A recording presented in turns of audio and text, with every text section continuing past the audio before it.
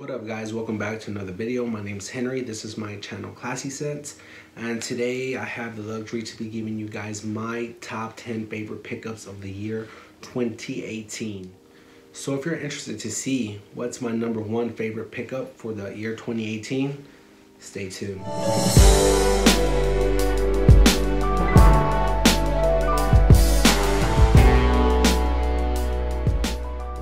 Number 10 from an underground house, and this is an inspiration house. They make fragrances based off on high quality niche and definitely just try to capture that great quality into a bottle to sell for a better price. And this is the fragrance from Dior Fragrances, and this is none other than Pop Cherry. Crazy kind of funny name to it, but this resembles and is supposed to be a clone of Tom Ford's Lost Cherry. As of today guys, Lost Cherry has been one of Tom Ford's top selling fragrances of this year, and you can't find it anywhere. They are sold out. I've actually had testers sent to me and from the fragrant Lost Cherry. I think it's a very great sexy scent, could be worn men and women. I actually love it, but the performance absolutely is garbage. I did not like the performance that Lost Cherry had to offer, and I didn't think it was worth over $300. Now, Pop Cherry to me is 100% identical to Lost Cherry. Very good, sexy, sweet cherry fragrance, and the quality is there. And if you were to put them side by side, you couldn't tell the difference besides the performance. This actually has a little bit better performance for a way better price, and to me this is a great pickup for this year, and I just absolutely love it in the cold winter time. At number 10, Pop Cherry from Dior.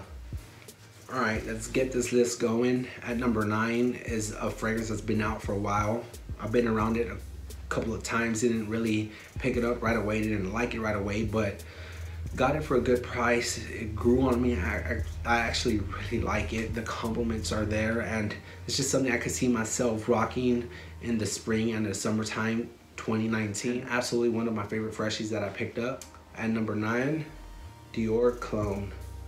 A very high quality lemon citrus fragrance. Now, it's not the best performing fragrance from the house, but definitely a good solid casual fragrance for the hot summer heat. And this is a fragrance that I actually like to wear around the house just to test it out. Like I said, performance isn't all that great. Longevity, 4 to 6 hours, but this will definitely be a daytime fragrance for me when heading into the summer and into the springtime. One of my favorite pickups of this year, and I'm excited to go ahead and keep trying this fragrance out. Dior Cologne at number 9.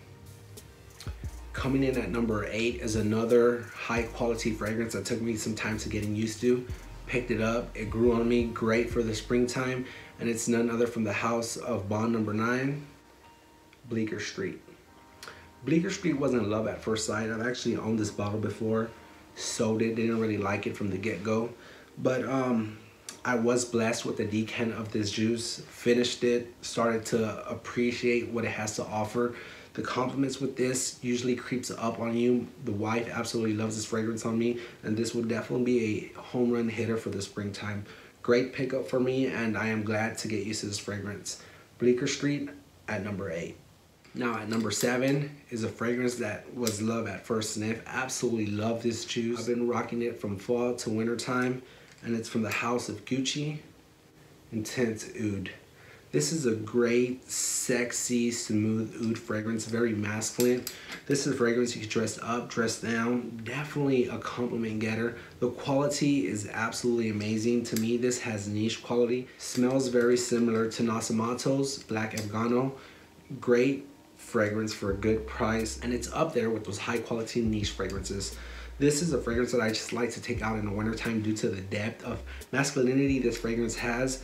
It can be a little too piercing if you put too much on you. I usually go with 3 sprays even if I'm outdoors, but great, sexy, solid fragrance, and absolutely love this.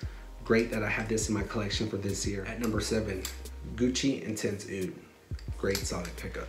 From the house of Viktor & Rolf, Spicebomb Extreme.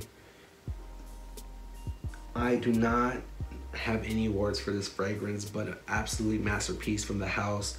smells like the original, but to me it's more laid back, more smooth, not all up in your face. I absolutely love the original. Was one of my favorite fragrances from the House of Byredo. This has to take the cake due to how smooth and laid back it is, but offering what you get in the original. The performance is great, the longevity is great, and everything about this fragrance just screams sexiness in a bottle. One of my favorite pickups this year, and definitely a go-getter for compliments. At number 6, V&R Spicebomb Extreme. Number 5 is another one of those fragrances that were hit or miss. For the first year and a half entering the game of fragrances, this was a miss for me. I didn't like it. I thought it was too piercing, too masculine, a little too feminine at the dry down. I thought it was gonna be too strong for people around me, but if you wear the right amount of sprays and know how to rock this fragrance, you will definitely turn heads and get compliments. At number 5, from the House of Tom Ford, Noir Extreme. Definitely a must, guys. If you're entering the game of fragrances, this is a fragrance that you will want to creep around a little. Don't give up on it too fast, guys, because that's what I did. Now it's one of my favorite fragrances from the house.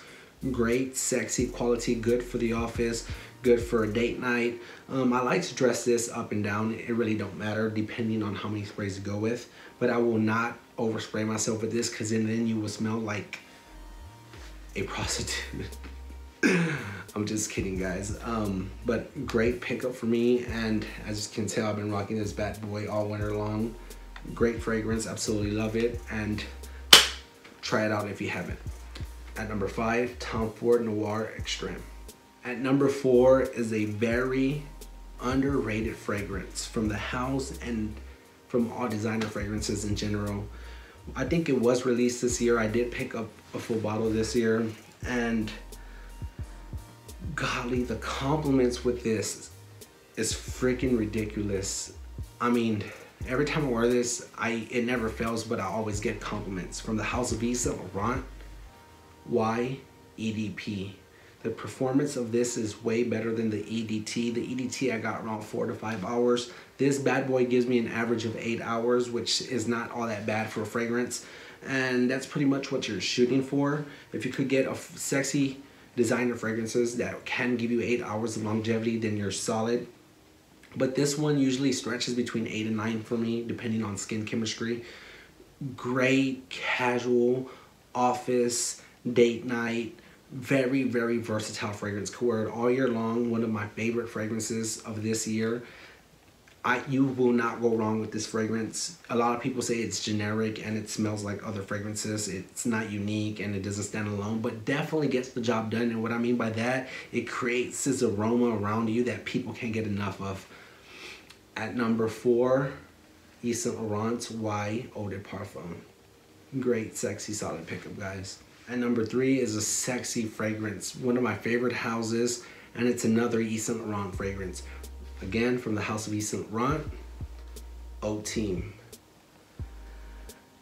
Damn, Ultime is freaking beautiful. Gives you that same vibe you get in YSL L'homme with added rose note. Now, Yves Saint Laurent is really known for their ginger note. This has the same original DNA from L'homme with added rose. Still carries ginger, giving it a nice, fresh, spicy feel to it.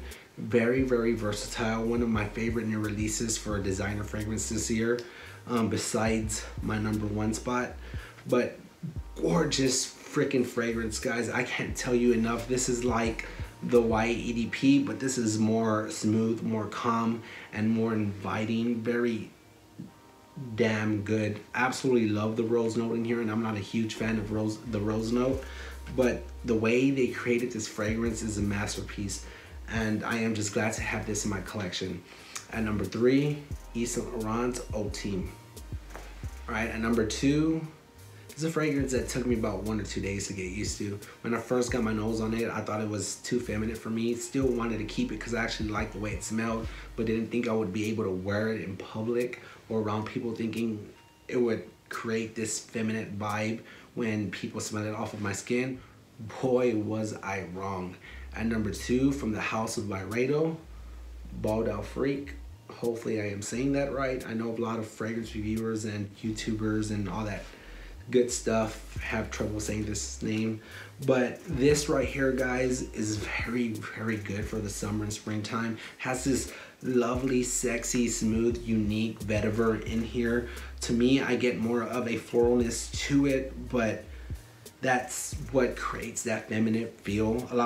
It's not for a lot of people. If you have that confidence and you're willing to take a chance on a fragrance, this is a fragrance to go to.